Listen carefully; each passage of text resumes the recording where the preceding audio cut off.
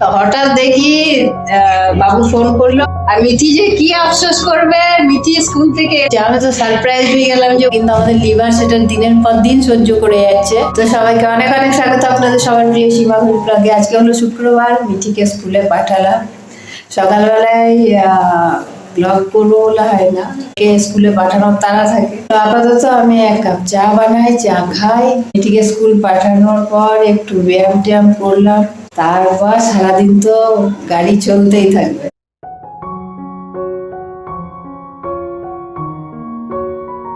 আর মিঠিকে এখানে গোলা পরোটা করে দিয়েছিলাম, ডিম দিয়ে, একটু আটা দিয়ে, পেঁয়াজ দিয়ে।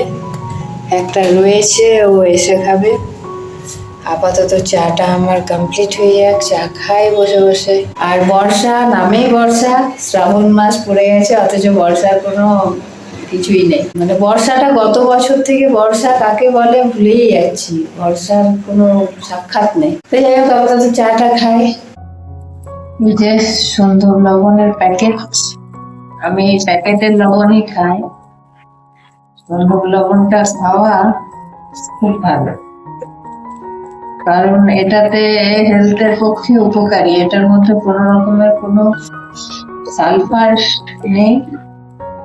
তো একটা সময় ছিল যখন লবণ একটু বাটিতে যদি বাইরে পড়ে থাকতো, সেটা ঘেমে জল হয়ে যেত।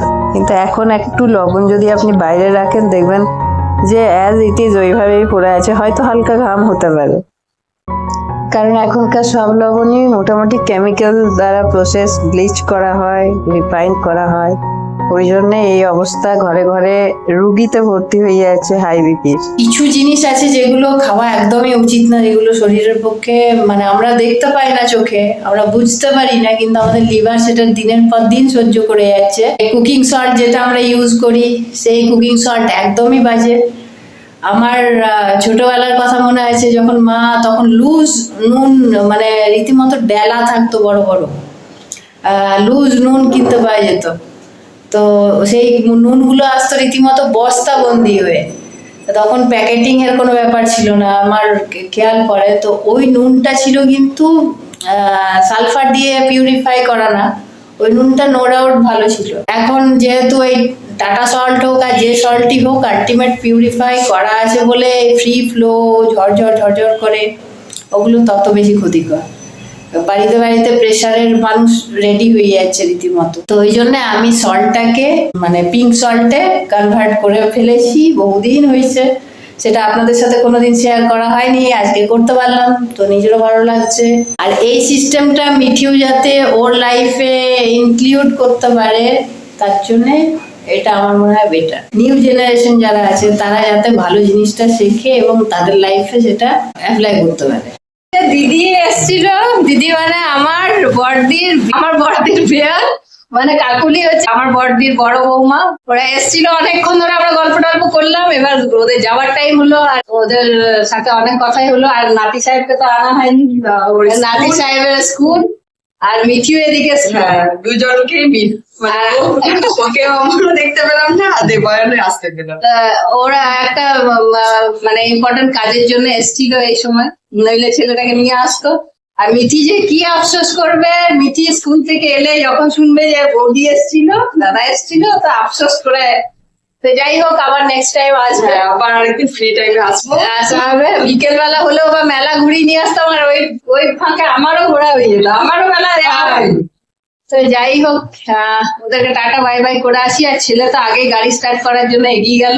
আমার বড়দির বড় ছেলে বড় বৌমা এসেছিল, জাস্ট এই গেল। তো দিদি ওদের হাত দিয়ে পাঠিয়েছে আম, ওদের গাছের আম দেখায়।